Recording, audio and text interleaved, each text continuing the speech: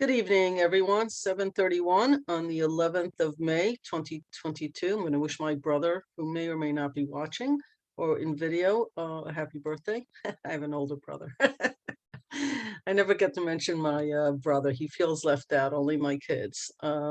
Anyway, happy Mother's Day past. I hope everybody enjoyed.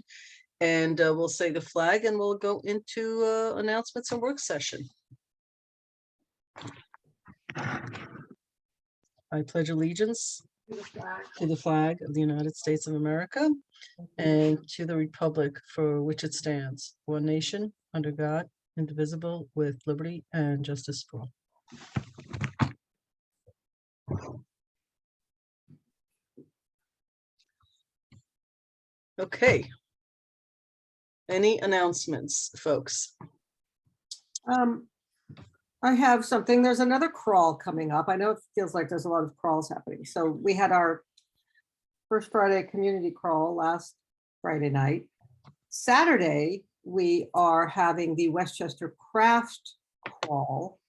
This is organized by folks in Ossining, and it's an outdoor studio tour. They're in Croton and Ossining. There are 4 locations. It's May 14th and 15th, 10 a.m. to 5 p.m. I think this is the 3rd year they're doing it. It's just really great, high quality stuff, a lot of fun, handmade items, lots of makers, clay, wood, fiber, metal, all sorts of interesting paintings, art. So if you want to learn more about the locations, you can go to westchestercraftcrawl.com. Great. Super. Thank you, Trustee White. Anyone else with any announcements? My only announcement is that when I was out, apparently these meetings were done in half the time.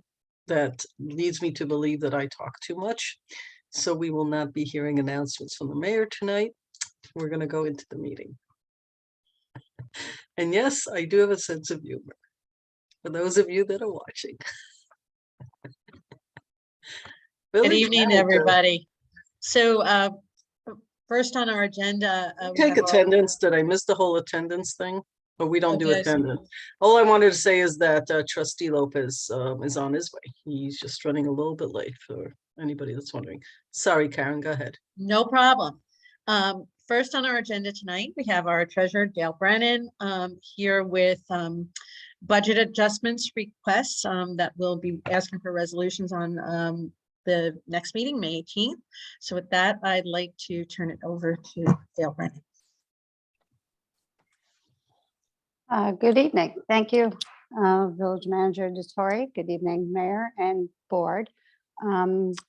Sorry for the lateness of getting this on for this work session, but I want to make sure we were all set to go for next Wednesday in order to approve these budget adjustments. The first budget adjustment that we are requesting is for establishment of the 2022 improvements to the Joseph G. Caputo Community Center Capital Project.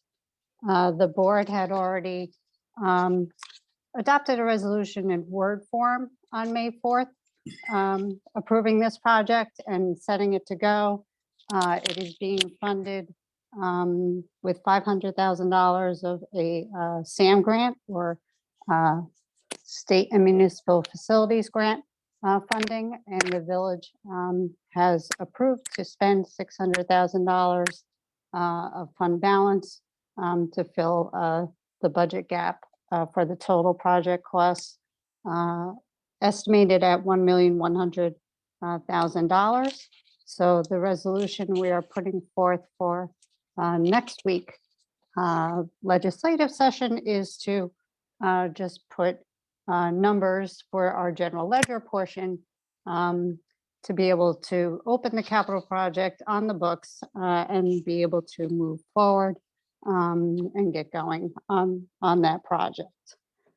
The second capital project resolution is really an adjustment to the original project that was established back in 2021.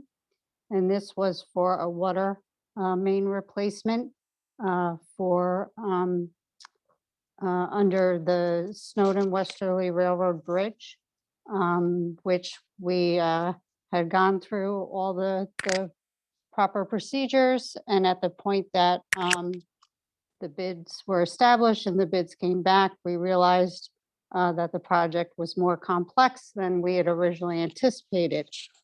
So we drew back the bids and re-scoped out our bid advertisement, and essentially then rebid the project, which unfortunately, while the original bid was under the original projected budget, the new bid process with the extenuating additional amount of work that needs to be done for the project overrode the original anticipated budget. So with that being said, we need to do a capital budget resolution to increase the project from 700,000 original project budget to 880,000, which we are just going to cover the difference from the water fund balance amount with a transfer. Because the original project budget, we had already done a debt bond resolution and had it approved, and actually we're already in the process of funding it. So that will true us up for that project, and we can keep moving forward. Any questions?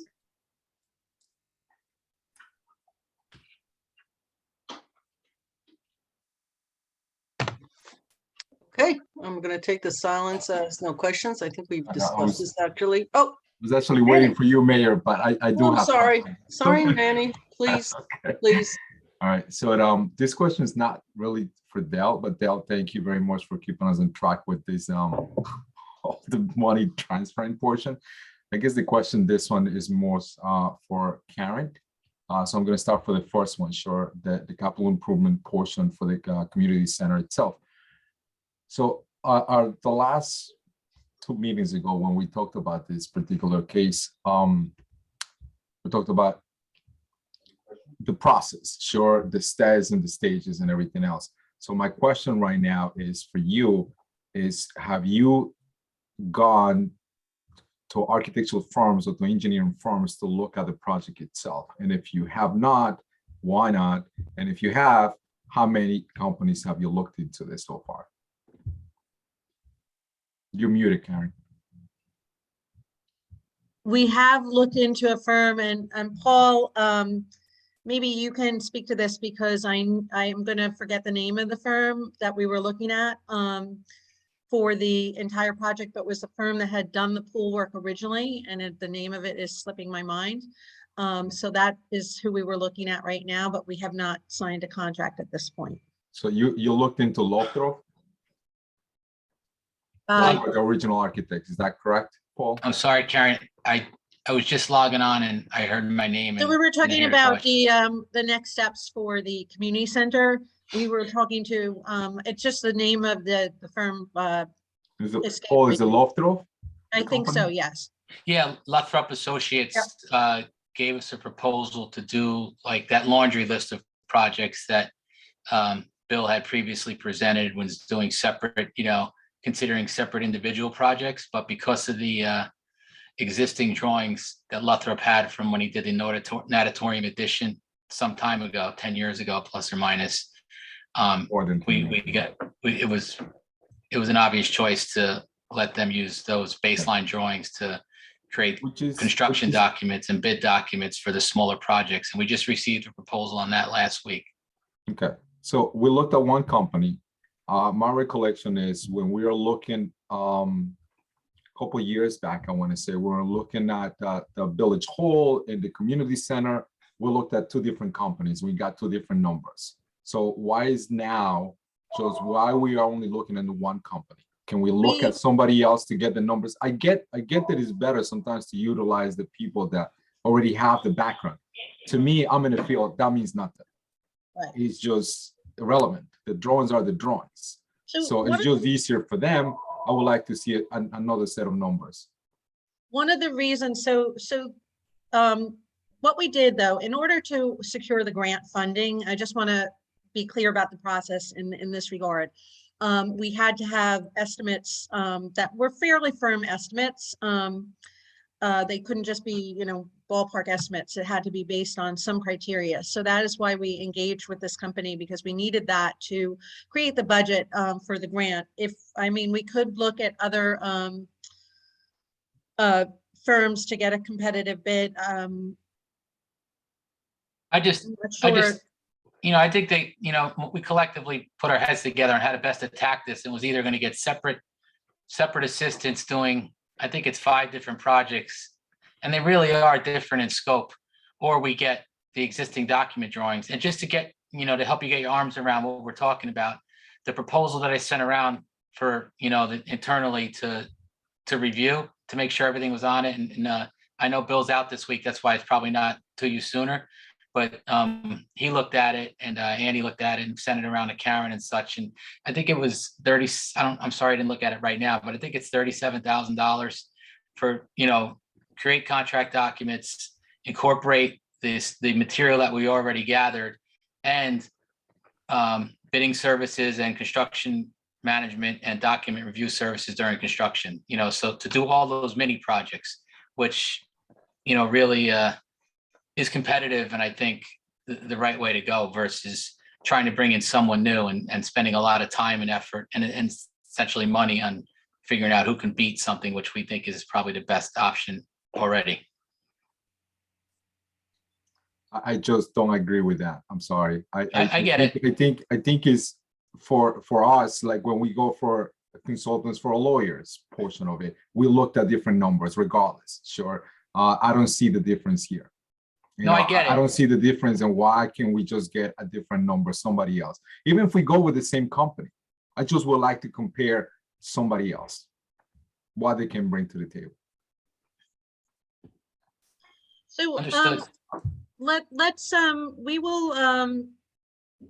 we are really just looking into the timing of this and everything else. So we will confer internally and then respond based on alternative people we may ask to look to bid on this. Okay. Okay. Let's go to the next one then, please. And I guess, Paul, you are right here as well, because I guess this question will be to you. So we are going over $180,000 of the original drawings, sure. Can you go in a little bit more details and how, because I'm not going to steal a line from the mayor, but usually it happens all the time. It's like we have a budget and then it goes over. Again, I logged on late. I don't know what you're talking about. Oh, sorry. So Dell was talking about the capital projects that we have for this Northern and Westerly Marina, the underground water main underneath MTA lines. Yeah. So the original project was $700,000. Now we're doing a modification to $880,000. So it's about $180,000 over the original budget. So what was the big difference that we had? I'll only speak generally because this is Andy's project and I'm not that familiar with all those details, but I will tell you from what I gathered from Andy and discussing it generally with him is that this second time they bid the project, they included boring data to give a better handle on how much rock was involved in the micro tunneling under the tracks. And once that boring data was included into the bid document, it increased the price. And I also think the bid documents, because there was a significant material component to this project, also suffered from the inflation escalation. I can understand that portion. We're dealing with that in the construction industry all over the place. So now let me ask you this other question, and I know this is not your project, but let me ask you this. Is there a contingency fund for extras on this portion? Because data is data. As soon as you start digging down, things can change. I get it. Yeah, I believe Andy did put a contingency fund into the soft cost and the overall project for potential construction extras. I believe we discussed that when he talked about it. I asked that question back then. Yeah. About the contingency. But now we're seeing that in paper, so now it's real. Now If I'm not we're mistaken, looking at that. yeah, if I'm not mistaken, I think it was 10%. Okay. And Dale does that kind of, I mean, Dale, I don't want to speak for you, but you can just jump in. It's kind of like a Right, matter of course on capital projects of that nature. I mean, just to, yes. for a point of reference on something that is active in the village, 200 Main Street, the remediation project. We had a very fixed number and very detailed 3D documents, but Dale put contingency in there. And lo and behold, when we knocked down some of the plaster from the walls, we found asbestos tile in an alcove hidden behind the wall that instead of disposing it, they put it into an inner closet. That was an extra. There was mastic glue holding down some of the flooring, which was asbestos that wasn't identifiable as it stood. So that was an extra. And then there was some hidden pipes when we pulled the plaster down the wall that had some asbestos insulation that we needed to do. And yeah, it's the nature of the beast, and contingency is, I don't care how refined and perfect you think the drawings are, it's always the case. I don't disagree with you on that one. It's 100% accurate. Okay. I mean, to me right now, this seems to be okay. And I'm hoping that at some point we get some credit back that we did the double arch bridges. So I thank you, Paul, for that. There was some money back that we got on our project that usually not always happens. But just keep an eye on this. The other one, Karen, if you can get back to me on that, I would love to see somebody else give some numbers on that one. So, Okay. and that's all my questions, Mayor, on this. Thank you. Okay. The challenge is always if you have people bidding things out, doing the bids, coming back, at what point do you say, this is a big enough difference that I wanted to go back out to multi-bidders because I don't like the way this is happening. And at what point is it below that mark where you say, okay, this is fair, it's hard to do these things by committee on one hand. On the other hand, we have fiduciary responsibility to make sure that money's spent on behalf of the residents and businesses and taxpayers to look at every line item. So I think this is like a perfect example of people doing the right thing, is a balance. It's just a tough balance to know exactly when it hits a mark that says, whoa, okay, now I want other vendors involved here because I'm not sure we're getting the best deal on this on behalf of the people that we represent, because this seems like a real big variance. And I totally get that every business and their uncle is now crying supply side issues, materials are up, oil is up, etc. All very real. I just, apparently in the entire globe, no one ever had inventory. Everybody is on real time. So, because of that inventory, they wouldn't and shouldn't charge us more for material. So it's tricky right now. We had a few good years of very low interest rates. Dale had an easy job. And now she will be pulling her hair out because I think the bids that we're getting, we're going to have to look at them very carefully. I mean, everybody on this call is making very good points. The issue, Manny, for me is when is the tipping point where it says, hey, I shouldn't have to come to work session, say, give me bids from different vendors and make sure everybody stays on their toe. Like, I don't know where that tipping point is. Is it 10%, 20%, 30%? When it goes over, might be something we should talk about, or you might want to even recommend so that people don't feel like, hey, I know what I'm doing, but rather say, okay, I get it. It hits a certain point. We got to look at details, and then we bid it out to people again, because frankly, we expect $10 and you're 30. So what's the point of the bidding system here? And if you really are the best, fine. If you're not, we're going to have some explaining to do. I think you just need to, from my perspective, and I don't get into a lot of these details the way you do, Manny, and the way Bob does. This is stuff that you guys understand. I understand other things well, but just conceptually hearing this, like I sort of understand what's happening here. So it's probably worth thinking about as we go through the process, because it's certainly not the first time this has happened. And I think it's going to happen a bit more, because there was no way a year ago that people could predict some of the stuff. And we want to make sure that our vendors, suppliers, contractors are doing the right thing, not taking the municipality for a ride, right? There is that.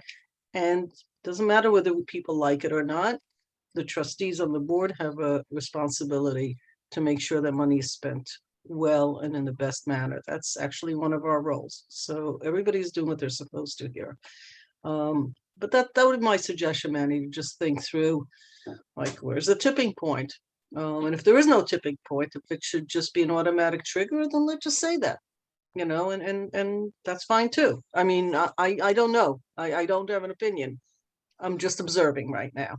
No, and I agree with you. Yeah, no, I agree with you, Mayor. And look, I deal with this. I'm dealing with that 3 jobs like that in myself.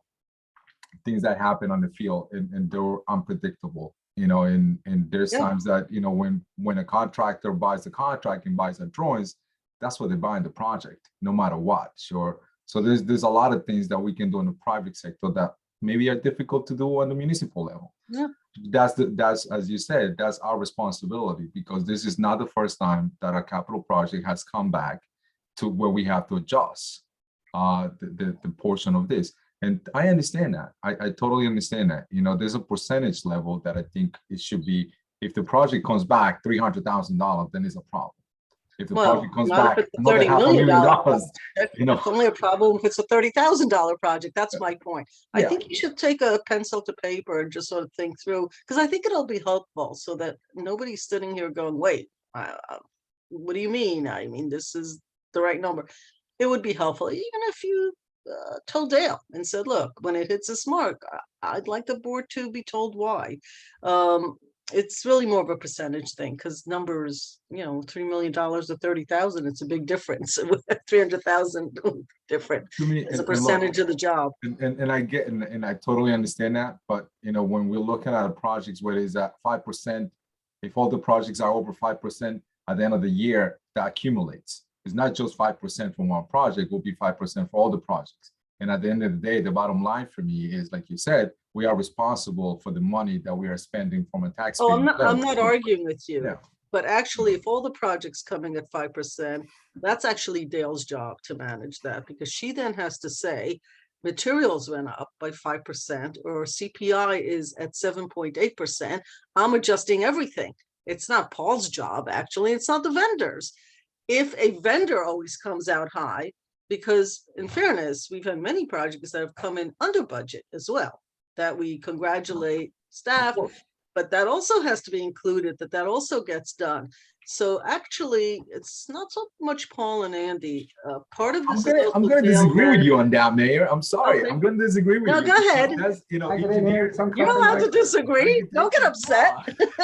No, because that's at the end of the day, when we, I don't want to go back and forth on this one, Right. sure, but when a contractor, when we do an estimate, that's what we put a contingency on it. We put a percentage to it. Understood. So it's not, I don't want to put that stuff on Dell.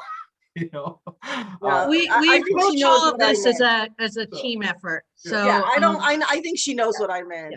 I think that when I understand what you're saying. the board needs to sort of be told, look, materials are up 18.2%.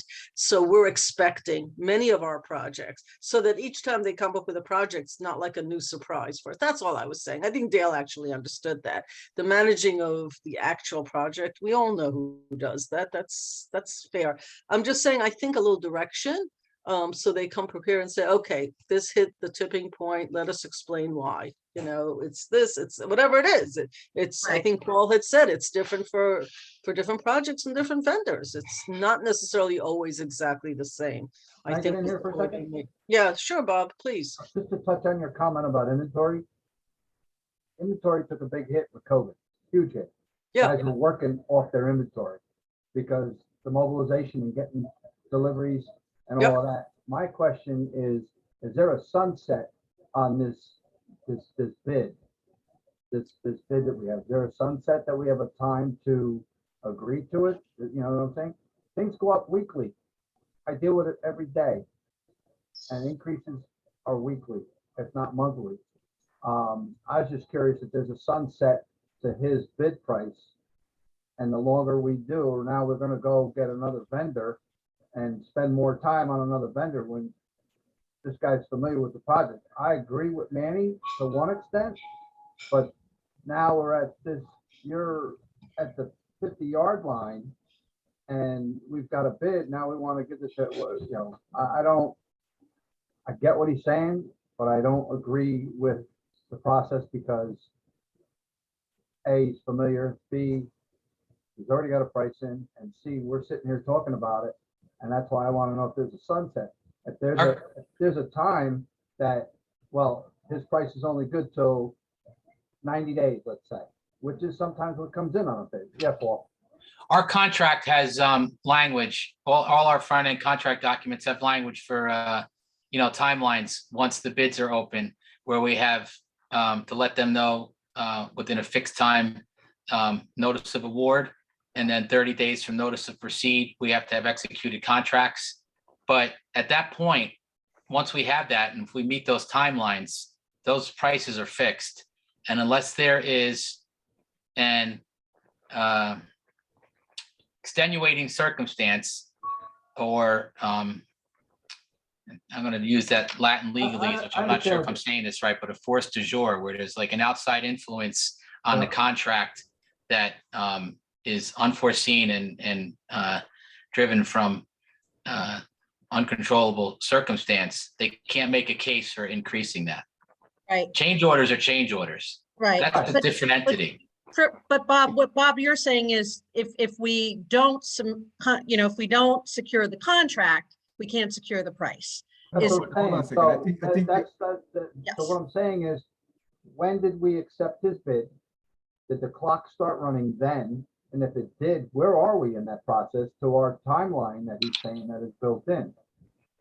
That's Hold on, what I'm hold on. concerned about. Hold on, I'm Bob. not I'm concerned not about having disagreeing. another vendor. to be I'm not honest. disagreeing with the vendor, whoever the vendor is for the water line portion of it. If that's the change, that's a change. I'm not disagreeing with that at all. I want them to move forward. What I said is, we have to be careful, because when these big capital projects come along, there's, big changes like this. And look, it doesn't matter to me, it's a 5%, 10% is a change. Sure, it's $180,000 in this case. So that's what my concern is. I want them to move forward because this needs to get done. I don't care about who's the contractor. If we're making this change, and I'm in favor of making this change, don't get me wrong, we just have to be more careful in all the projects that we go along. It's like, if we have to do additional work beforehand, before the bids go out, and then we should be doing that. That's why we hire professionals to do this kind of drawings. So just like today, we hire a structural engineer to come back and see one of our jobs, sure, but that's built in already. So that's what I'm saying. It's like it has nothing to do with that. So if we do a little bit, and I know things happen, and I know about change orders, we all know that. But if we do extra work before we go out to bid, so we can have a better understanding of what the numbers are, that's all I'm asking. Right, I'm I not asking for understand that. anything I else. understand that, but that onus could be on us. We say go out and go ahead with this. And did we at any other time say we want multiple bidders? If one bid came back and nobody else came back, what are you gonna do? Resend it out? We have gone with one. If we receive only one, we have No, gone I with one. understand that, but my Yeah. question is, did it fall on us as the board not to ask that question? We're talking about it now. I get it. I agree with you 100%. But at the time this went out, were we in that mindset? Or is that a lockstep thing that we do? I don't know. They worked with this guy and he came in with the price. And this is how long has this been going right now?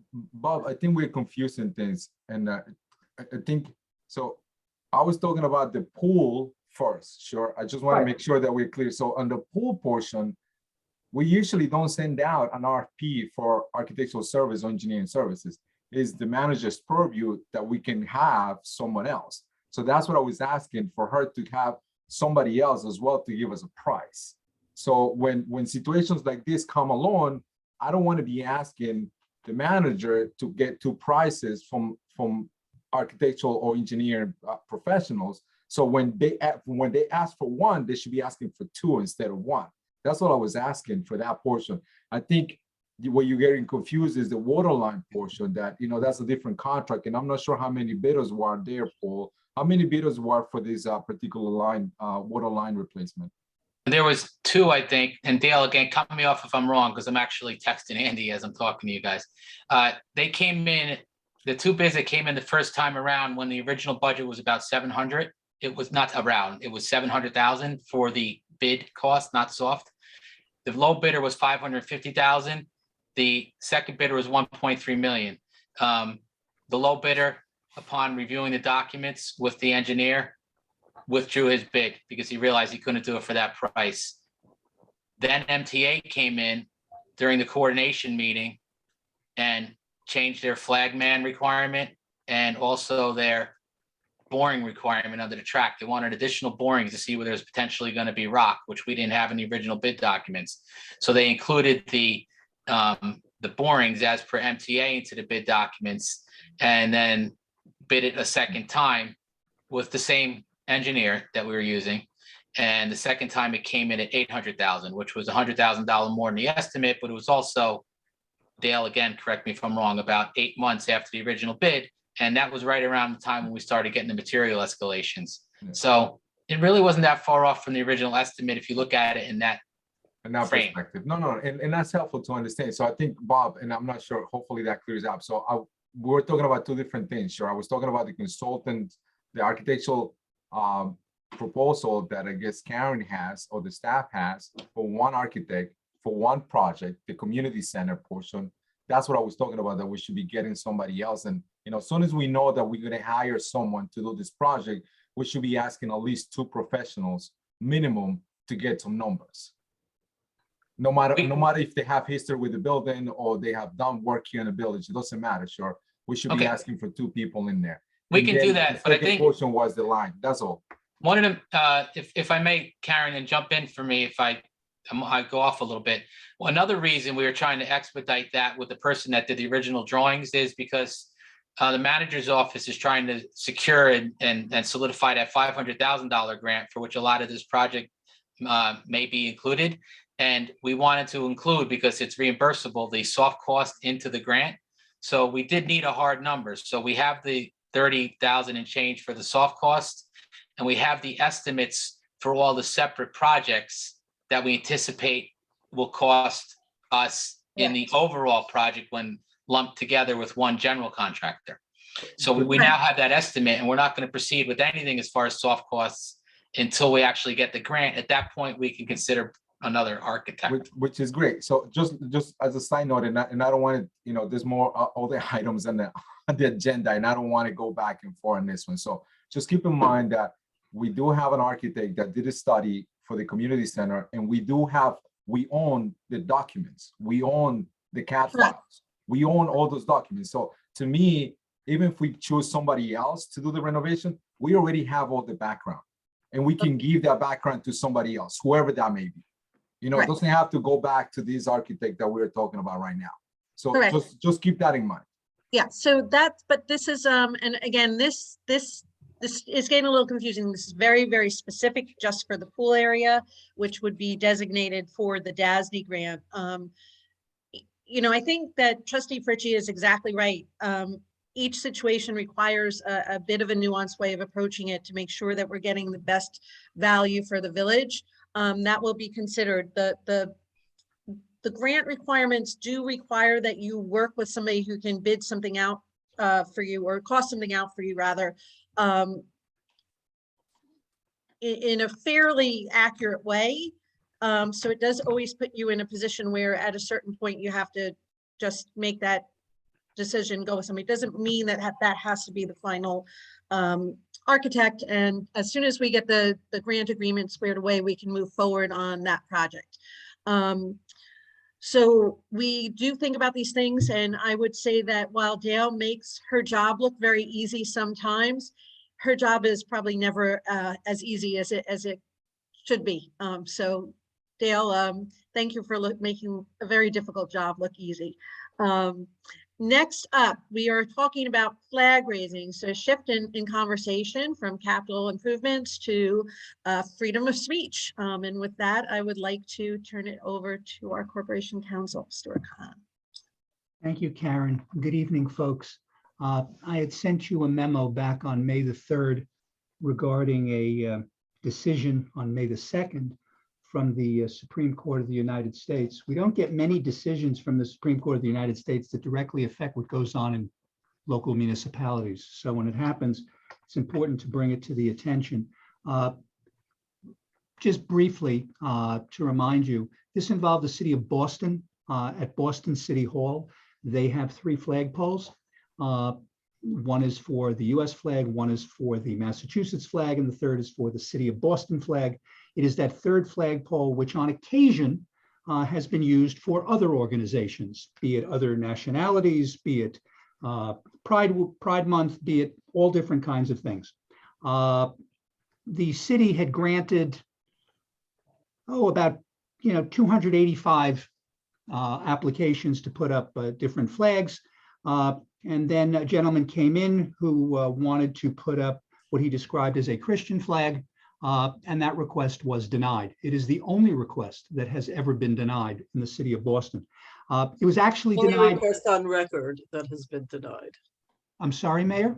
The way you wrote it for us, it's the only request on record that's been denied. Doesn't mean they can deny others, but not on Well, record. I can only go by what's in the court record, Mayor, and so Right. that's what the court said.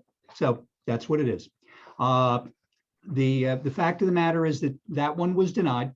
The lower court and the Court of Appeals found that that was an appropriate denial. The Supreme Court of the United States reversed. And primarily because the court said that since there was no policy that the city of Boston had with regard to flag raising, it could not be determined if the use of the flagpole was government speech versus essentially private speech, which cannot be discriminated against. So it's important to note that if the flagpole is essentially what we call a non-public forum, meaning it's for the municipality can control what speech is essentially on that flagpole. They can decide what flags go up, what flags can't go up. But if you don't have a policy, you can essentially run into a situation like that. I should point out that 2 days after this Supreme Court decision, another church asked to put a flag up on Boston City Hall Plaza. It is the Church of Satan. We do not know exactly what their flags will look like, but the city has not yet made its decision with regard to that. Interestingly enough, what the majority opinion noted is that Boston could easily have resolved this problem, which is creating a policy, which a number of municipalities have. City of San Jose is one, and there are others, a number of in Massachusetts, other than Boston, have these policies. And in the policy, it specifically says that the municipality has never intended to designate the flagpole as a public forum by permitting a third party to raise a particular flag. Neither this policy nor the municipality's choice of which flag is to be raised should be interpreted as designating the flagpole as a public forum. That essentially would allow the municipality to decide this flag can go up, this flag can go, does not have to, because again, the government can regulate its own speech. It does not have to let everybody speak if it's the government actually doing the talking.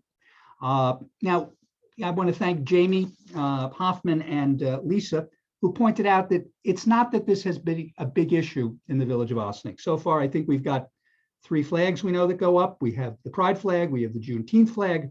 We recently had the Ukrainian flag. Many municipalities fly the POW-MIA flag, but it is an issue that is out there. If you Google flag raising policies, you will see that while many municipalities in the US don't have policies, it has become a fairly contentious area, both with regard to municipalities as well as with regard to schools as to what can actually be flown. So this is more to just sort of put it on your radar. It probably would be best to have a policy indicating that the flagpole, be it at Market Square, be it at 16 Croton, or be it at the Op Center, or at any village-owned property, is in fact not a public forum, so that the village can effectively decide, through an application to the manager, which flags go up and which do not. The city of Philadelphia has something that they call the Diversity Flag Raising Program. They essentially allow flags of all different countries, as long as they are countries that are recognized by the United States. They basically give you a time that you can come up. The city of Lowell in Massachusetts so far has 15 different countries whose flags get flown during the year. But again, that's a municipal decision, which the municipality is allowed to do. If you don't have a policy, as I said, you get into the situation where someone could come up and ask, and if you say no, you could be considered to be violating their free speech rights. The court did not decide the case based upon freedom of religion. They decided on a free speech. And while it's not an immediacy, it is probably something to look at in terms of having a policy so that the village can control what goes up and down its flagpoles. I'm open to any questions you folks may have. Okie dokie. Thank you. So I read the emails. I don't know, Omar, are you on? I assume you are. I have lots of questions, but I'll go last because maybe others will ask it before me. Anybody? Comments, questions, thoughts, next steps? I'll say, so in other words, we have the right to decide. It's actually not a public free speech issue. It's municipal property. So we have the right to decide what flags, to decide on a policy. Correct, Trustee White. The village has the right to decide that the flagpole, let's be clear, the flagpole is not what we call a public forum. The area outside the municipal building, courts have always found those are public areas. So, but the flagpole itself, because it would communicate a message, if the village wants to say that it's the village's message, then the village has to essentially say that's a village flagpole. We're going to decide what goes up there. It is not a public forum. So if the village wants to honor Juneteenth, they want to honor Pride Week, they want whatever they want, the village can do that as long as they are designating it as that it's the village, the one that's doing the speaking. Where the problem comes in where there's no such policy, which is the problem that Boston had. So if someone wanted to fly, this is just an example, a MAGA flag, right? We could say that doesn't align with our, I don't know. Well, generally, you do not put up flags that are either generally what many of these places do, you do not put up flags that are religious based or political based. Because, generally that's not for the municipality to do. But again, you would have the ability to say, it's not a public forum, because when that happens, essentially it is the municipality that's speaking. So, you wouldn't put up a flag that had hateful speech on it. You wouldn't put up a swastika. You don't have to do that. You can absolutely say no. Or it has to align with our values as a village. Right? That's why it's then considered government speech, because effectively you are aligning it with your own values.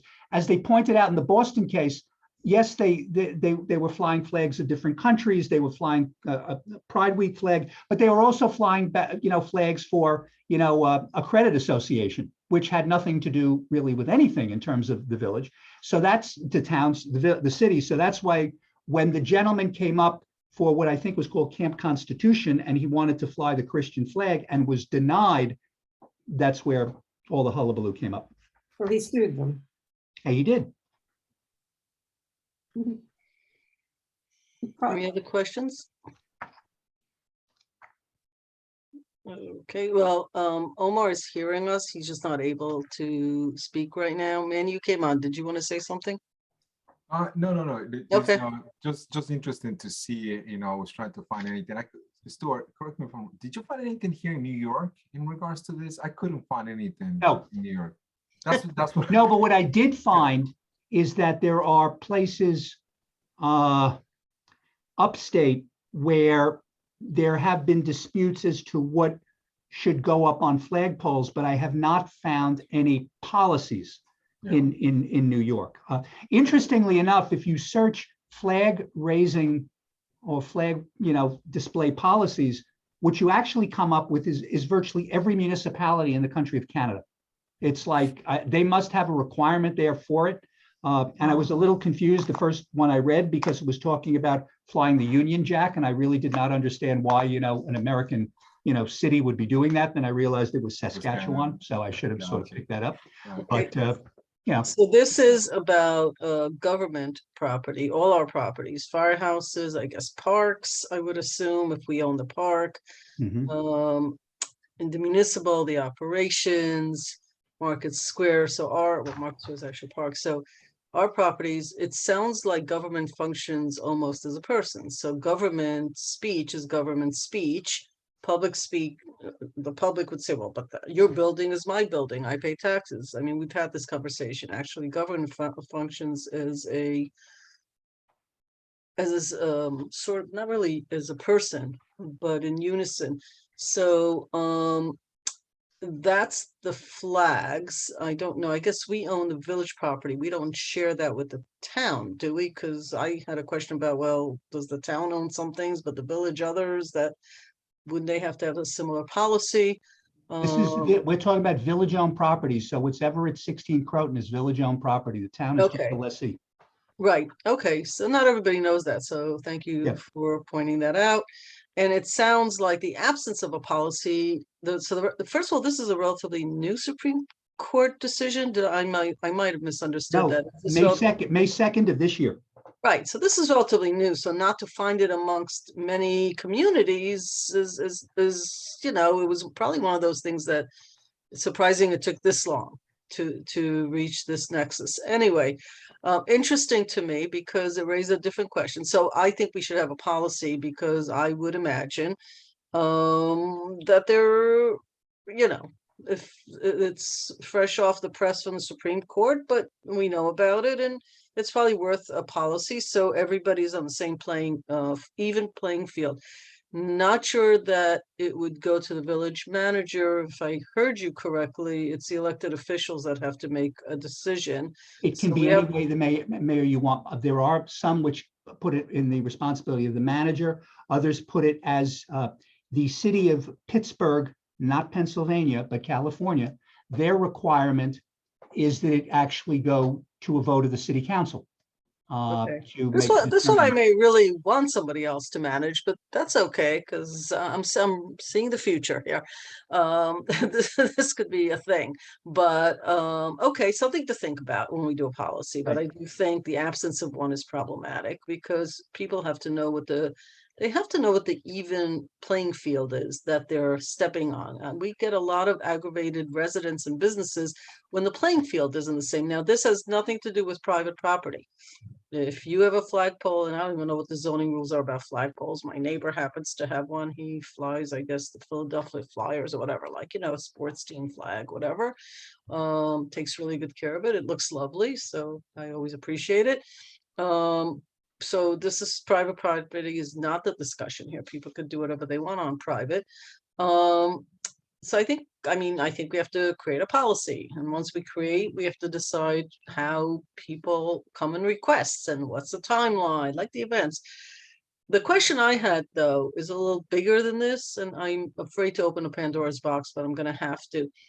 This seems to me that we're talking about flags and flagpoles, but our buildings are also our buildings, and should what goes on in buildings also be part of a process that it is the speech of the municipality?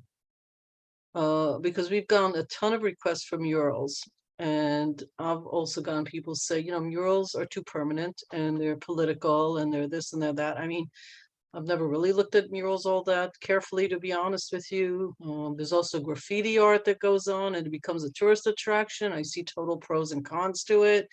I do know we've had problems when you have works of art, and we have discussed it. I don't know if it's this group of trustees or previous administration, where when you need to fix the bricks of a building and there's a painting, the painting really belongs to the artist. It's artwork, so you can't fix the brick. And if you do fix the brick or you fix the door, the artwork no longer looks like it's supposed to. So the artist is no longer around. So how are you supposed to repaint artwork? It goes on and on and on. I mean, it's interesting, But it feels to me if you're going to do flags, then murals fall into the same category of it isn't about free speech, according to the Supreme Court.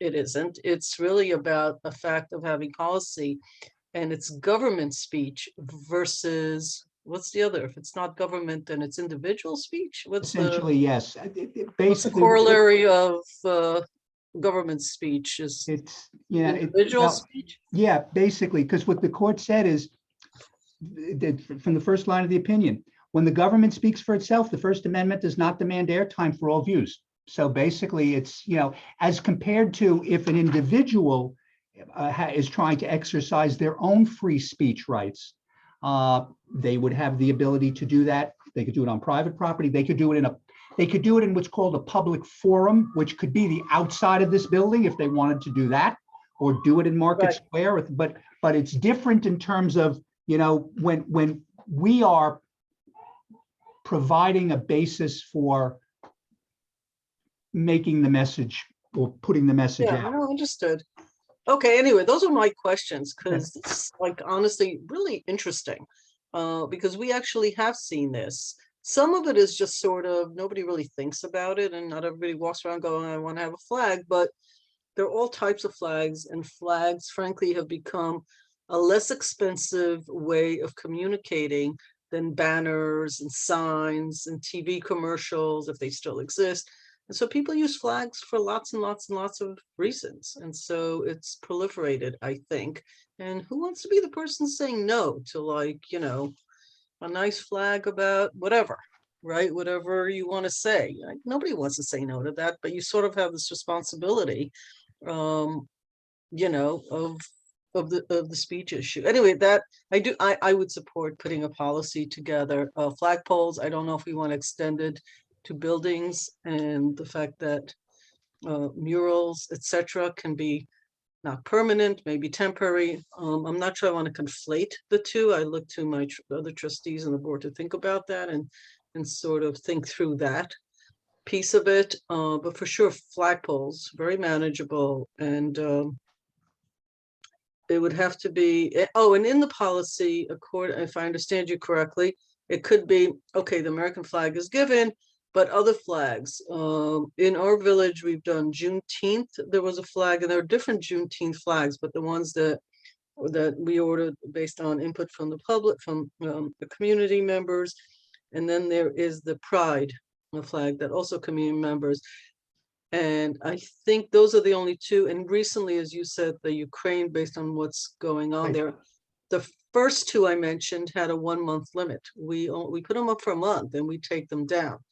So that probably should be in a policy too, is timing, unless we Yes. want to leave that just for us to decide in each scenario.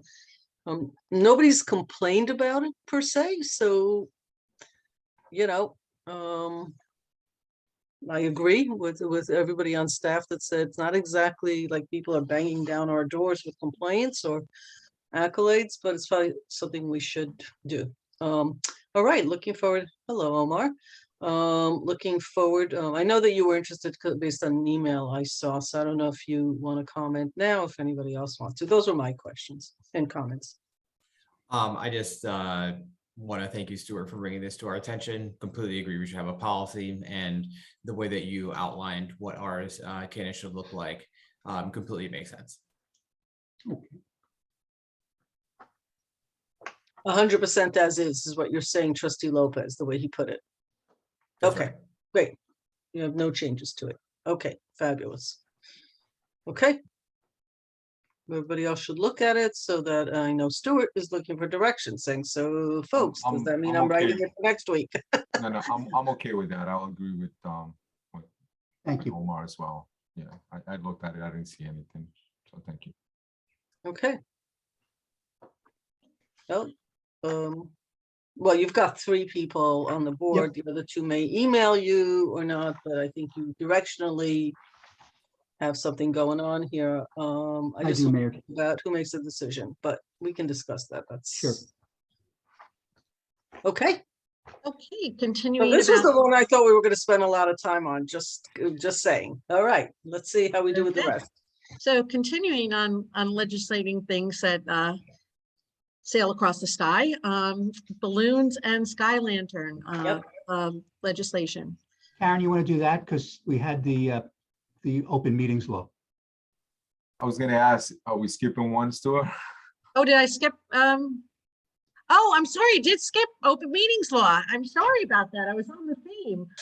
Yes, we spent a lot of time in NICOM talking about open meetings law. So, Right. so I apologize for that. We're getting ahead of myself. It's like Stuart Kahan night mostly. It's lots of legislation. Well, Okay, that's our middle name. I'd have my wife here, but she's knitting. We won't go into what she's knitting. We'll do that at an off-camera visit. But the change to the open meetings law is significant.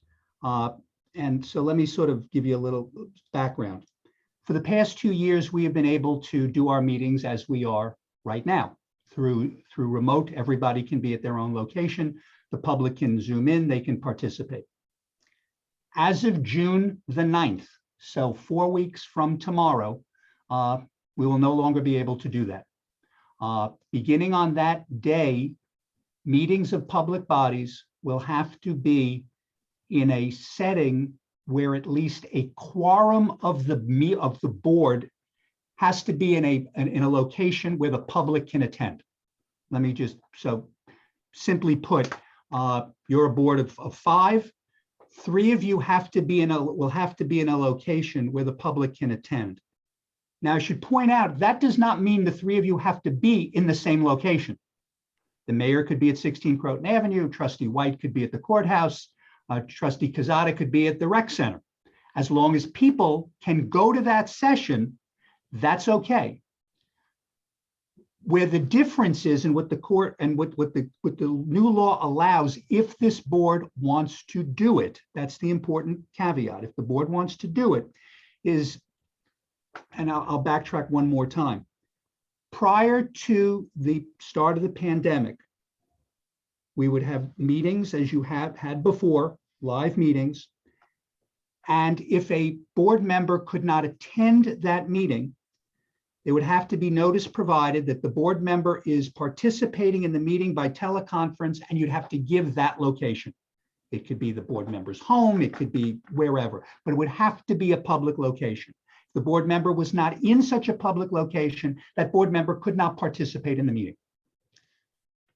The change now that the legislature has seen fit to adopt, and which the governor has signed, is that in the case of what is defined as extraordinary circumstances, the board can allow a remote meeting to be conducted with a particular trustee or board member absent and in a non-public location. So essentially, let's assume that one of you is ill and you cannot get to the meeting. That would be considered an extraordinary circumstance. That member can participate in the meeting from their home or their hospital bed or wherever. But to do that, the board has to approve a resolution or local law doing that. If you don't do that, then you don't have that option to essentially allow for the extraordinary circumstances.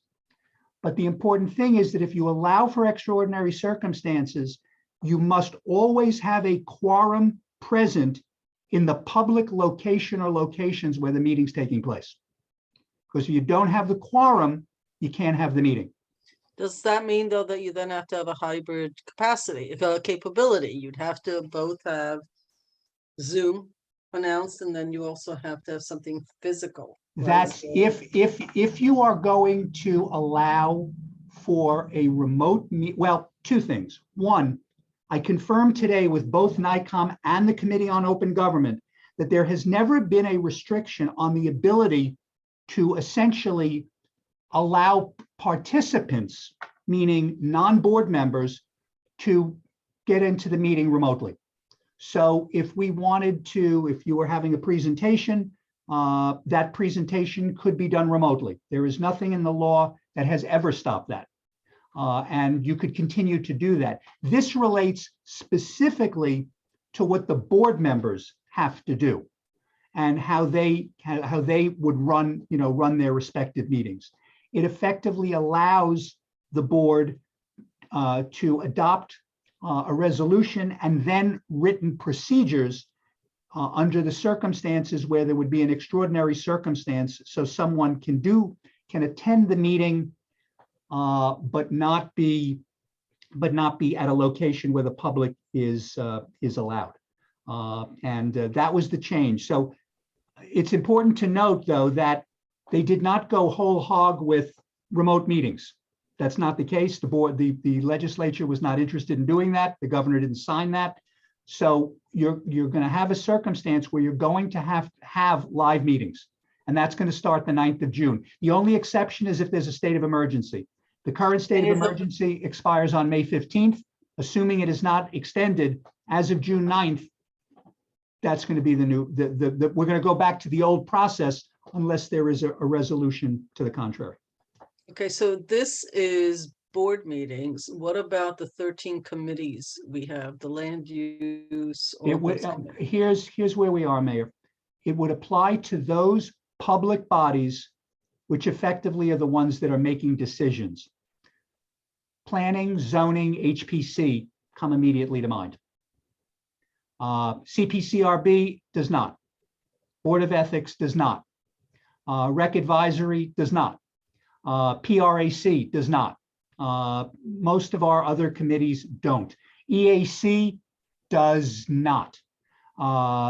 So the three that immediately, as I said, to come to mind are planning, zoning, and HPC with regard to that.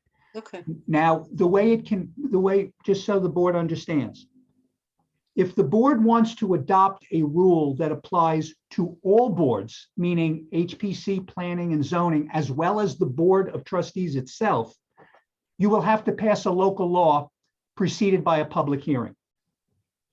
If you would rather just adopt it as to the Board of Trustees and let the other three boards decide on their own, you can do that by resolution, but that also must be preceded by a public hearing. So that's really, a decision for this board to make. The first meeting where this will be applicable would be the June 14th zoning board meeting, because that meeting will have to be at a location, presumably at the Op Center, where at least 3 of the 5 members will have to be in attendance. So, because the public has to be permitted to attend the meeting. And those meetings obviously have to be recorded. They have to be put on the website, I believe, within 5 days. They have to be maintained for 5 years, and a transcript can be requested to be provided, and minutes would show that. But again, all I've mentioned to you, the change would require the board to say, we want to adopt essentially 103A, which is the new section. And, and we would adopt, what they're calling extraordinary circumstances. The statute gives examples of extraordinary circumstances, but it's not limited to that. So for example, illness, childcare issues, travel, let's say outside the country, those kind of things where you could not get the public in a location where you are would be considered an extraordinary circumstance.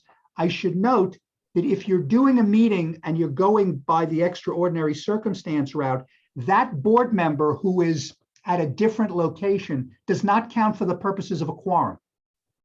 That member can participate and vote and participate in the meeting, but they don't count for a quorum.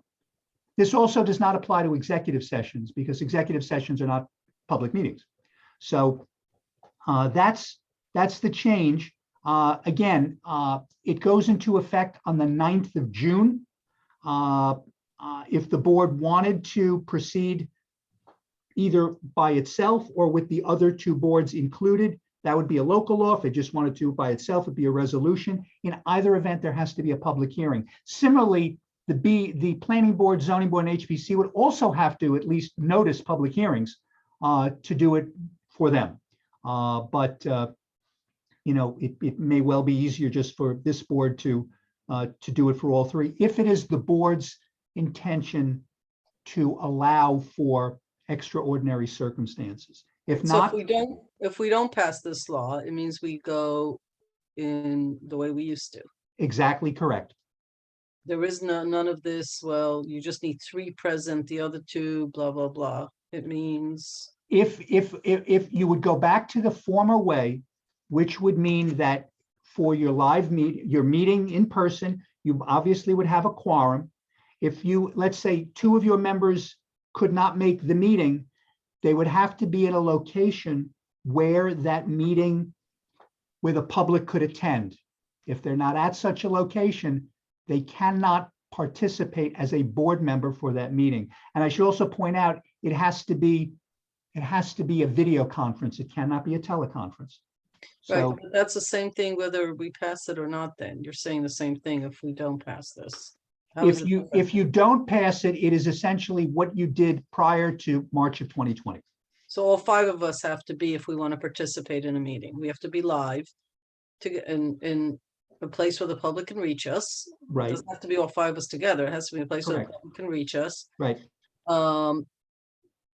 But it would have to, yeah, we would have to, I don't see the difference. I'm missing the difference between Well, the passing. difference would be that if you adopt the change, a board member could attend and participate from a location where the public would not have to be invited.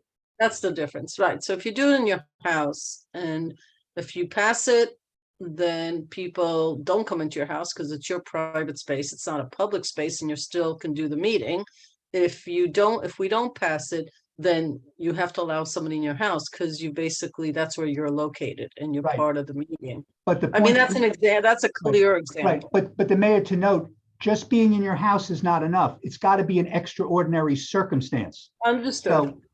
So that's the key. And again, it's as wide as you want to make it or as narrow as you would want to make Right. it, but that's the important thing. Okay. All right, we'll go around the gallery. I mean, folks, comments, questions, support, not support this? I'm of the opinion that we adopt this for the 4 decision-making boards. And have the 1 public hearing for everything. All right, well, us and the 3 others, that make the four of us. Yep, Okay, I'm not hearing you clearly. That's why I'm repeating it, Bob. okay. Having problems with the mic. Okay, Manny? Will agree with Bob as well. I mean, there will be some circumstances that one of us cannot make, and it will be easier for us to do a Zoom instead of being on now. Will be a flexibility. So, and I'm okay with doing everyone at the same time. Okay. I'll go Dana? next, Mayor. Oh, I'm sorry. Go ahead, Omar. Sure. We can chalk this up to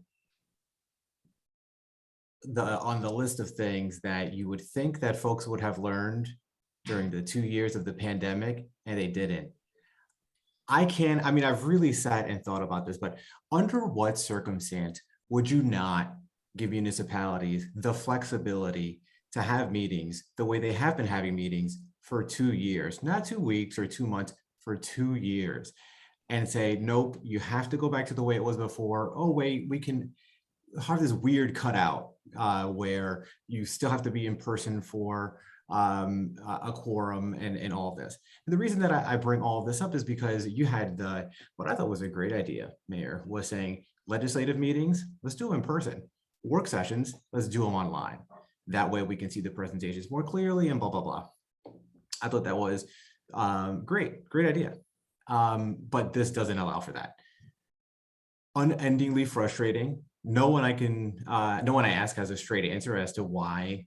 And maybe Karen, at the NICOM meeting, some folks were able to give you some great ideas of like, well, the way you got to think about it, it's a statewide thing. It's got to apply to all the municipalities and whatever. Maybe they have a great sense of why this is what it is. I think it's ridiculous. I'm in favor of the most liberal possible policy, which is the one that Stuart outlined, 3 of us being in person, 2 of us being able to be remote, under the language that Stuart named, extenuating circumstance, whatever, which again, I feel is as ridiculous as when you have to give an excuse for why you're voting absentee. It's like, why do you need an excuse to vote absentee? That's also ridiculous. Anyway, the point is, I'm for the most liberal policy possible, and that's my position. Trustee Lopez, I can just point out to you that this was in the budget bill as section WW. It was the last section of the budget bill added at the very last, literally at 11:59 p.m. NICOM did not expect it. No one expected it. I can tell you that the reason that you're not going back, or you're not keeping with what you have now, is there was a great deal of opposition from many small communities upstate. They simply could not afford it. And Right, but what I don't understand why not have the flexibility? Because, at the end of the day, the idea is they just wanted to get people back into what they call public meetings.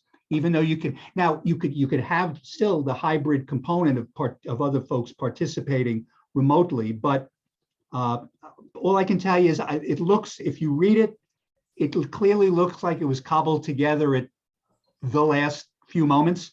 And because, as I said, it's literally section WW of a budget bill that was about 395 pages in length. So I'm going to say tomatoes, boo to all that. I don't agree with any of that. I think that's all garbage. And not to say what you're saying is garbage. Nope, I got you. You're making great points. Yeah, I think all that rationale is garbage. Karen, don't think you're going to say something. Yeah, no, it's, oh, I'm sorry, Karen, you're gonna add? You're just laughing. No, and no, no, agreeing. I'm just laughing because it's was a very convoluted decision there, so. Yeah, I heard the same story as you know, Omar. I actually wrote to both Sandy Gale and our state representatives who always talk to me, especially the non-legislative meetings, and the land use boards have opportunities to be so much more democratic in actually building up the ability. If you can't afford it in small communities, one would think that the government with billions of dollars would say, okay, if your community under a certain number, what does it cost? We'll call Zoom. We'll ask them to help you set this up, or Microsoft, and they'll set it up so you can move into the 21st century. A solution to move back to the 1990s sounds ridiculous to me. I just get shoulders shrugged at me as if I'm speaking like a different language. This could have been the easiest thing to pass, and it's just mind-boggling. It really is, because people who don't want to drive in the wintertime, or can't, or don't have a car, or any of that stuff, it just would have been easier. It's easier to run for office when you don't have to have vehicles and find babysitters for your children at who knows how many dollars per hour now. So people can run for office and not have to worry about it. I mean, I had a lot of good reasons. You guys heard it. Good thing I was at NICOM. I would just be doing this speech and everybody would be shrugging their shoulders and saying, oh, sorry. It's really, even though we're actually elected officials in government, we have a right to be totally frustrated with government.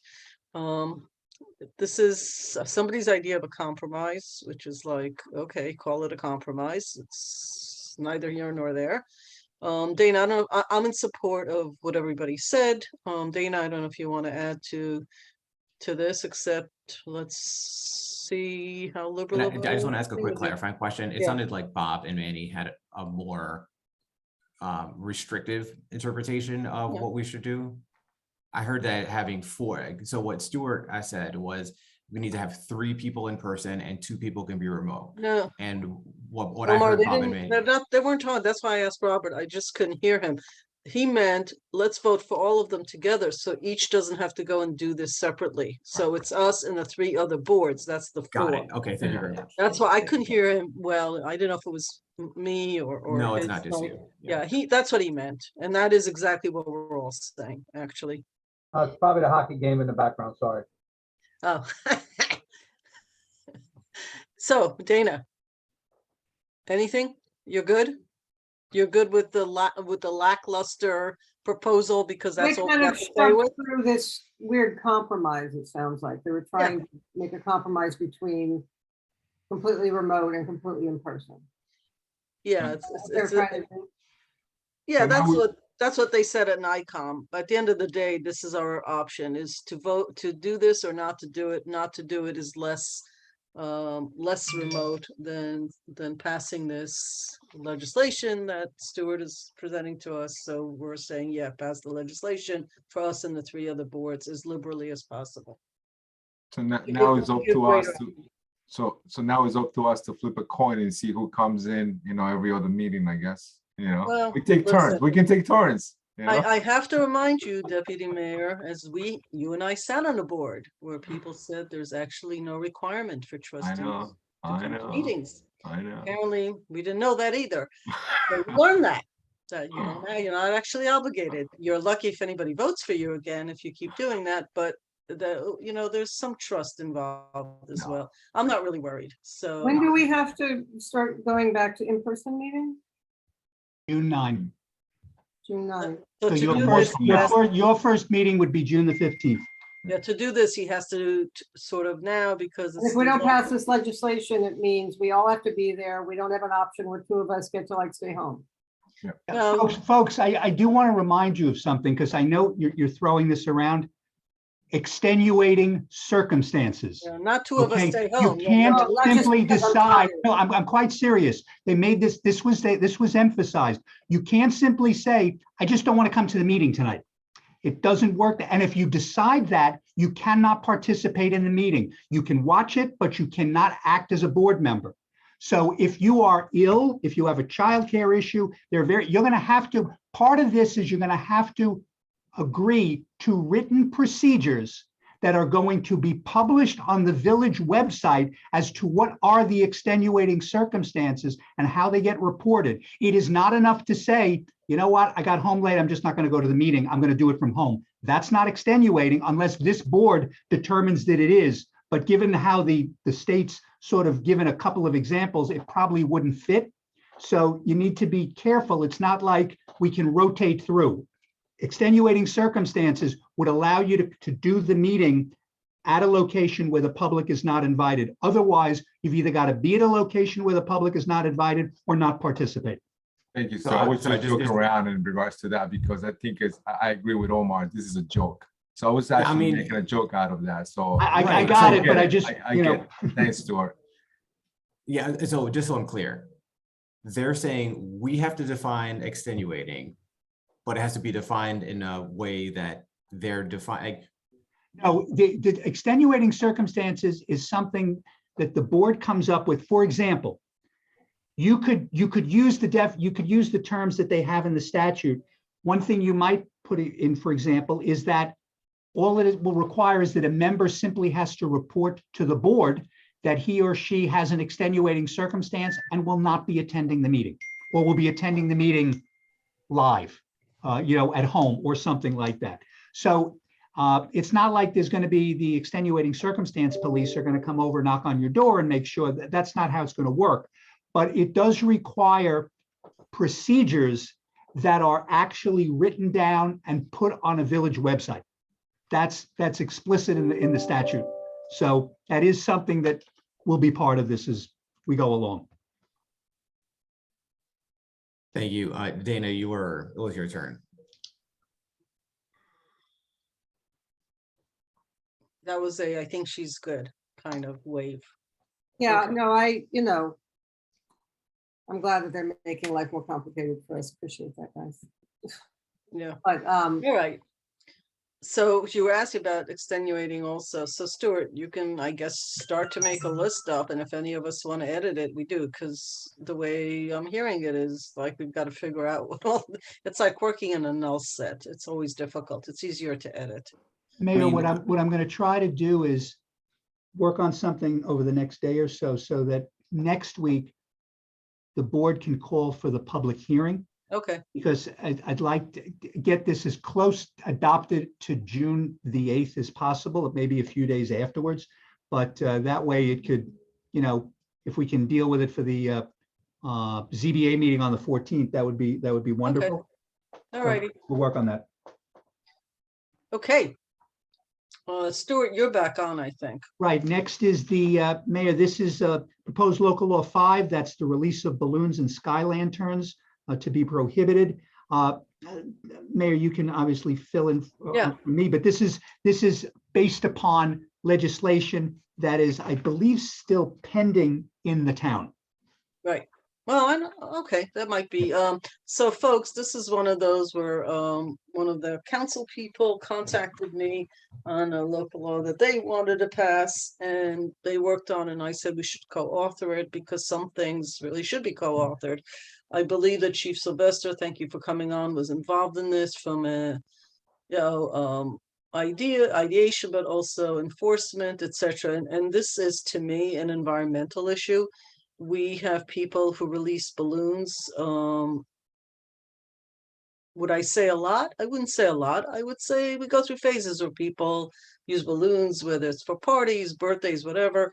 It's really bad for the environment. It's bad for the birds. It's bad for the Hudson. It's bad for everything. It's no different than just throwing water bottles up in the air, to be honest.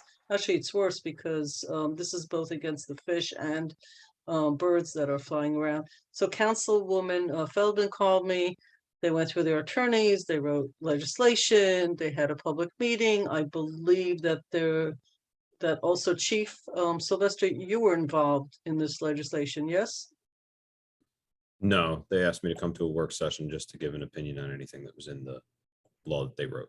And did you give an opinion about anything that we should know So about? my comments to them were that this is best served by posting a lot of signs. I think that it effectively poses a harsh warning to people not to do it.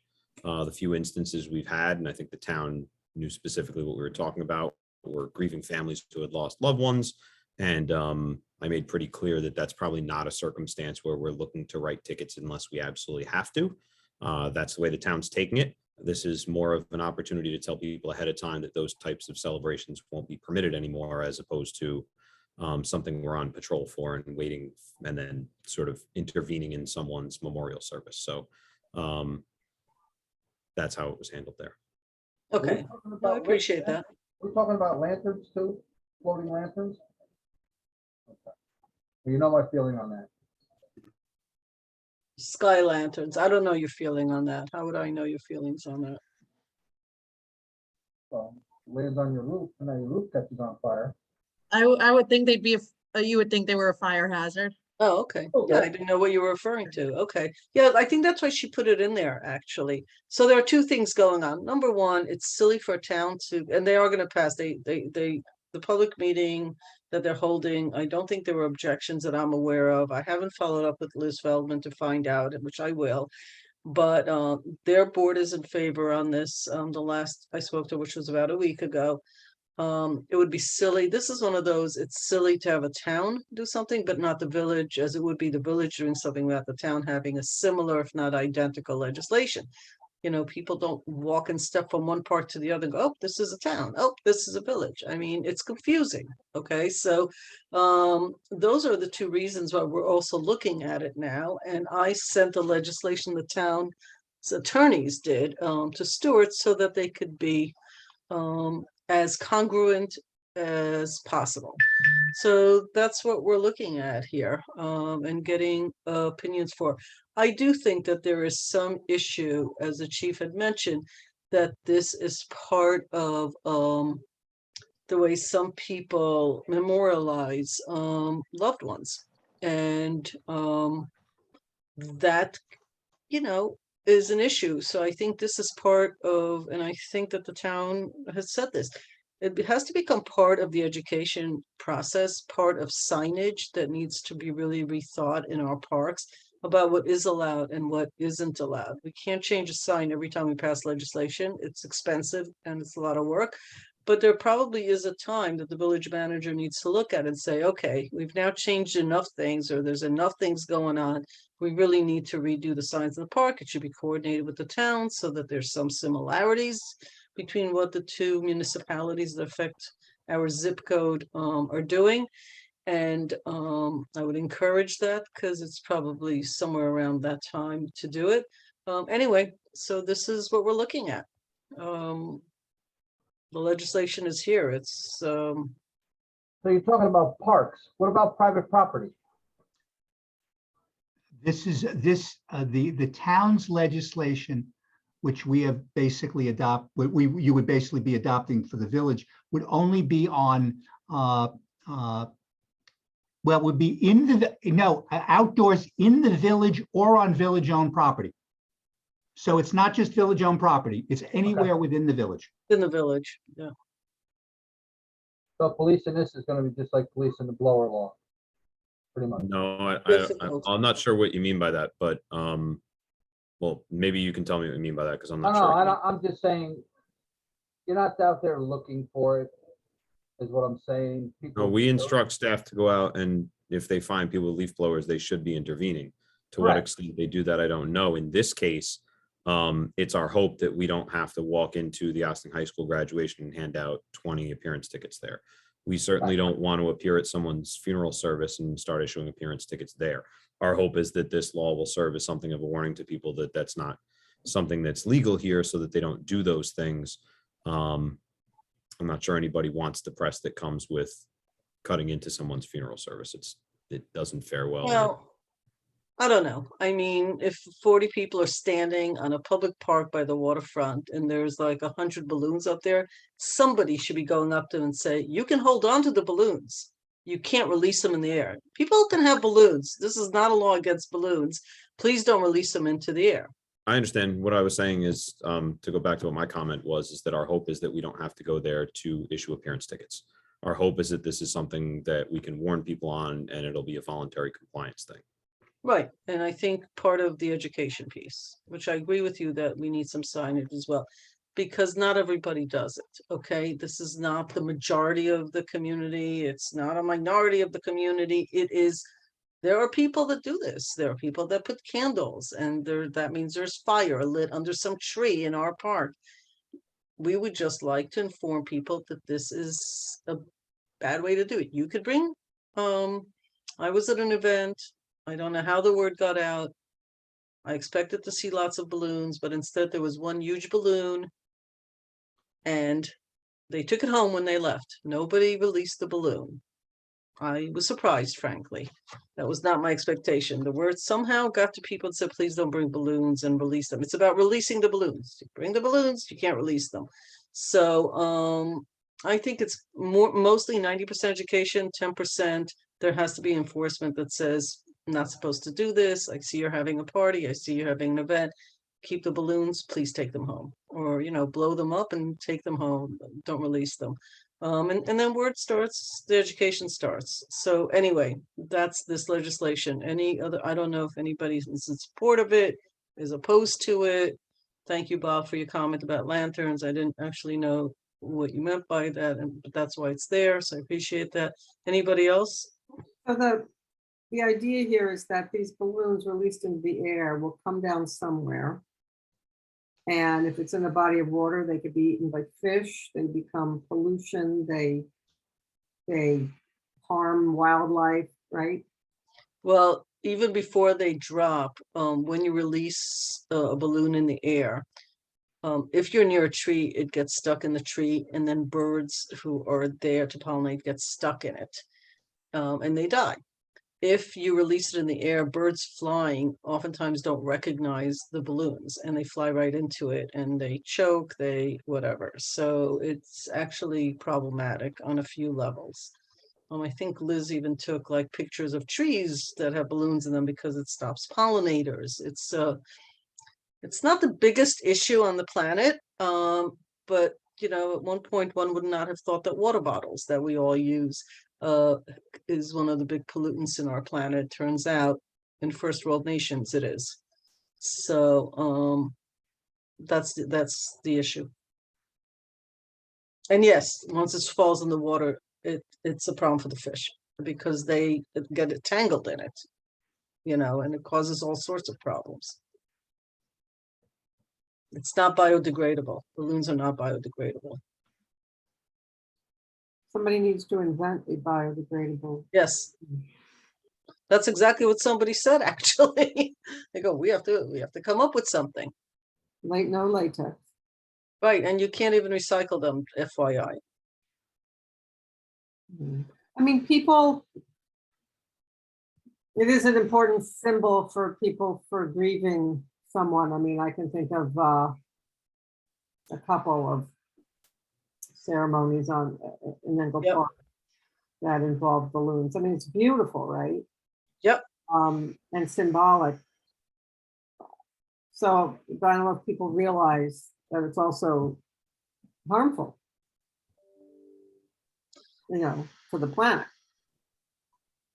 So there are other ways, you know, hopefully alternative ways to grieve communally and collectively in a way that is profound for people, but you know what I mean? Yeah. I agree. I'm trying to understand though, are you in support of this? I am. as part- Yeah, I am. I'm I just, agree with you. besides, I'm just trying I to grew up with balloons. be Yeah, graphic. yeah. Okay, Bob, I think. I'm in so. support. Anybody I'm in else? support of this, Mayor. I'm in support as well. Okay. Okay, and I think she's point about education is the key point, and I think that is what Councilwoman Feldman also talked about, that when you do legislative acts, part of it needs to go, like you put things on the website, you explain why you do it, it becomes part of an education. She's also trying to go to the school system and speak to a superintendent to also do some education about alternative ways and why balloons like are bad for the environment, and also the lanterns. By the way, Bob, it was her thought about the lanterns. In some municipalities, lanterns are not mentioned. Councilwoman Feldman actually wanted that added in there as well. So you know. All right, Stuart, I think you have direction on that. Yep, public hearing will be called for next week. You're on next, I think, too. Sorry, I'm taking your job away from you, No. Karen. It's okay. It's all on Stuart now. So Yep. next is cabaret license for the Boathouse. Yes, thank you, Karen. We have the chief here. This is an application for cabaret license by the Boathouse. They're looking for Wednesday through Sunday. Wednesday through Saturday would be 5 p.m. until 11 p.m. Sunday would be noon until 8 p.m. We did get the police blotter, which was from January of 2019 until May of 2022. There were a total of 12 calls. Some of them, there's some medical aids here. There's a stolen property there. So doesn't appear anything there. They did pass their inspection with the building department. They've been here before for cabaret licenses, so they're back again. So this is basically within our parameters that I think. Yes. Anybody have any reason to oppose the request? No? Good. I'm glad to see pandemic-wise that indoor and outdoor, that they're reopening, hoping that they're one of our locals, hoping they both, the folks that own it also live in Ossining, hoping that people visit, drink, and have a good time safely and eat the good food. So I think we're good to go on this one, Stuart. Excellent. We'll have a resolution for next week, Mayor. Hey, our next topic is we have gotten some calls about street crossing safety issues on Route 9 in the area of Nelson Park. We could incorporate a flashing beacon and school crossing warning signs there. I think we would have to petition the state, I believe, but it's something that we could do to improve safety in that area. So we have Paul here to talk about what would be involved. Hello again.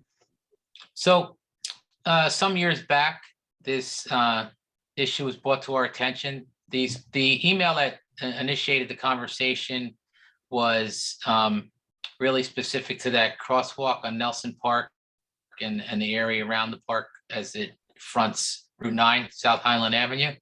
And that crosswalk is a tough spot, in large part due to the 3 lanes that come up the hill. It goes down the 1 lane after that, but they use 3 lanes because the state does want to maintain its climbing lane there for truck traffic, because it is a steep, long hill. So they want that as part of their design for the road.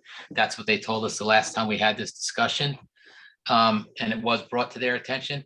And the last time we did do that, and I think it was in the form of a letter, and I'm sorry, I forgot who sent the letter. It might have been the mayor at the time or the manager at the time.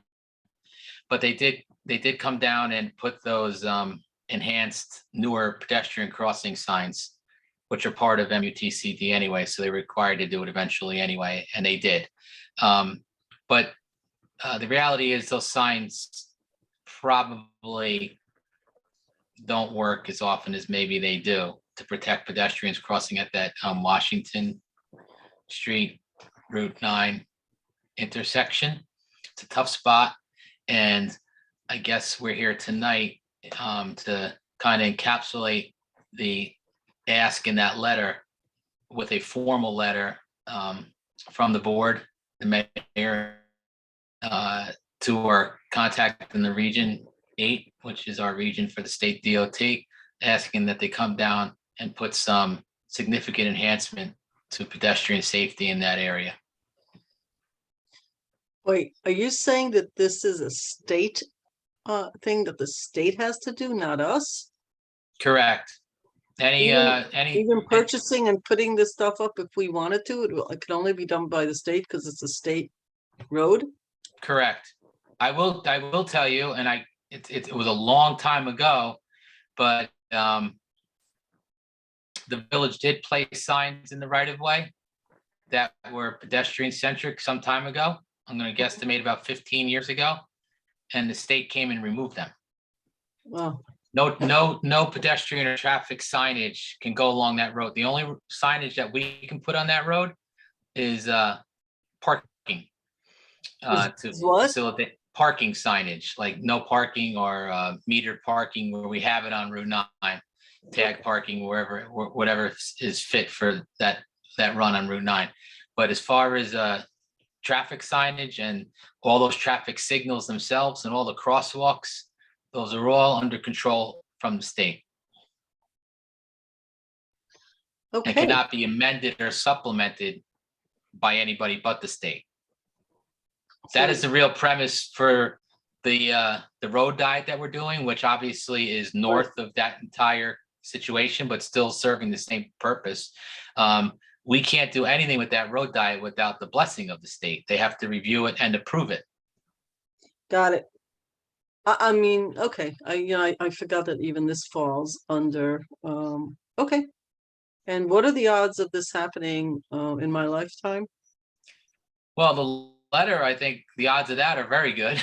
Okay. The response to the letter, I think, is pretty good with any actual tangible brick and mortar enhancement out there to be determined.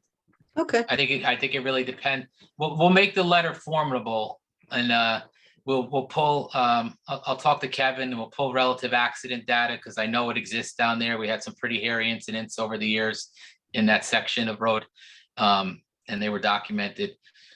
So we can do that, and they'll probably want to run a series of tests and see what else they can do, and we'll see what it gets us. Hopefully, it gets something that's effective. all right. I'm sorry I'm going first, but if I could just chime in with a question here. So, we received a couple of letters and whatever. Are we going to do like a master plan like all of these roads, or are we just going to stay specific to the one that was requested if we're going to go through all of this? I I agree think with that, because North Highland has the same problem that in the That's a state hollow, also, yeah. I mean, the buses stop and the kids have to cross the street and the cars are zooming down. And I mean, I know that's in the road diet zone. Yeah. But Every other intersection really does get enveloped in the road diet, with the exception of the crossing at the Aqueduct Trail, which, Ah. Really isn't, at least as far as I know, I haven't heard where that's really an issue. The one in Nelson Park's been an issue as long as I've been here, and it's primarily due to that 3 lanes and the speed that cars travel up the hill. And then they come to that convergence of 2 lanes. So, there's always seems to be one trying to beat the other and not paying attention to the pedestrian. And then all the other intersections where we, have multiple lanes or more than 2 lanes are getting developed with the road diet. Okay, well, that's good. That makes me much more optimistic. All righty. Questions, comments, thoughts? I don't think we're being asked for anything, Just a letter, right? yes. And if they Just have to maybe go if to they a can state pave that road representative. too, that section, that would be nice too. Well, I will tell you that I think the board knows by now that we call them continuously, particularly this time of year for pothole. And they actually did in the last week come and address their potholes on Route 9. Some, not all of them, but some. Yeah. Well, and we let them know, we find, and not to extend the meeting, but because you opened the door, we have actually made some headway with Con Ed, and they're out there doing restoration paving. They just started today with milling in 2 of the corridors where they were I working saw on Dale that, Avenue. actually. Yeah, So Dale Avenue and Narragansett were fully milled today, which is something we added to the permit. We needed full width milling versus just patch repair in the village. So Lower Linden and Narragansett were milled curb to curb and will be replaced with blacktop.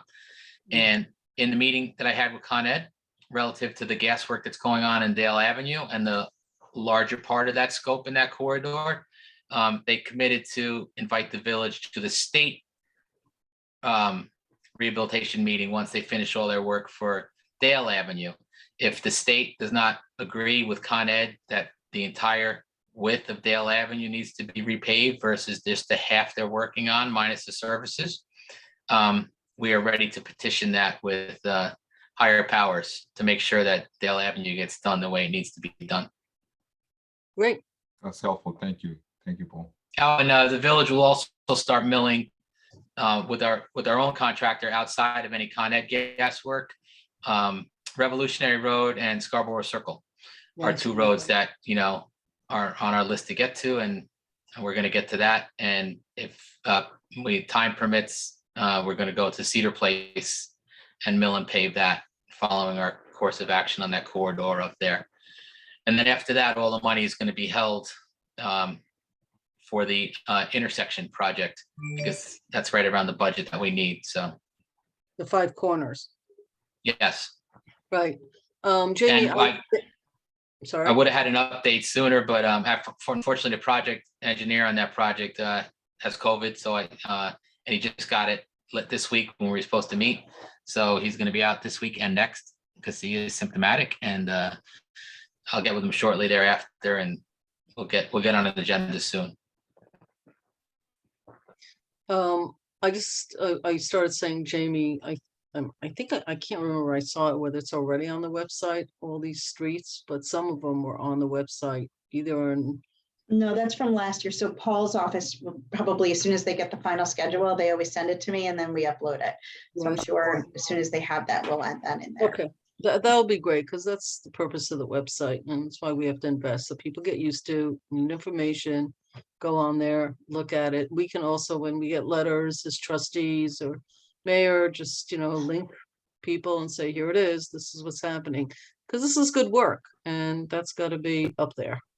We don't want to be late on that. Okay, anybody else, questions, comments? Thank you, Paul. Yeah, it's like it's a cat and mouse game, but we'll figure it out. But I think that both our state elected officials can be called in on this as well, because recently we did have an opportunity to say a few words about our desire to have more attention paid to potholes that are blowing people's tires right off their cars. It's all over the place. So, and it's tough when it rains and it's tough when it's dark. So I'm grateful that you're persevering. I'll tell you the two claims that came in, not to beat the horse here, but the two claims that Stuart has received were both on state roads. It was Dale Avenue and Upper Croton Avenue. Yeah, well, Dale is, I mean, I have a low car, I have an electric car that's low to the ground. I mean, I had to turn around and get off Dale. It was, you can't drive on it. It's ridiculous. So, I'm not surprised. I'm not surprised. I mean, I think the roads we've done a decent job with. Or you And guys. we did pave Americo Circle and Marble Place and the Marble Place extension too a couple weeks ago because Con Ed was finished in there. So we went and Good. topped that off. I don't know if anybody cuts through that way to John Street, but that's all done. Great. No, that's why you should put it on the website. You should let people know what's going on and get people used to looking at things so that they see that things are going on. Yeah, Anyway, understood. okay. Understood. We will do that, and we actually were kind of biding our time with updating the website with roads because all the roads I mentioned from Con Ed just now, Dale, Linden, we had them on the website and we pulled them off because those were all supposed to be finished last year and they weren't. So we didn't really want to commit to these. Yeah, well, it's moving. embarrassing because Yeah. it takes me as much time as we've talked about it tonight. All of us have to sit there and say, it's a county road, it's a state road. No, even if we wanted to, we can't fix it. We're not allowed to, it's not about the money. We have funded this work. It goes on, and it's a shame, really. And we all live here, we know. All right, let's thank you. Anybody else on this topic? Okay, Karen, what else we got? I believe that is it for tonight. That is in fact it. Okay, folks. Anybody would like to motion for adjournment and go into exec session? Matters of what? Believe it's real property, Karen? Real property, yes. So moved. Second. All those in favor, I guess I will say. Aye. Okay, ladies and gentlemen, 9:18 on the 11th of May. Have a good evening. See everybody at legislative session next week. Bye-bye.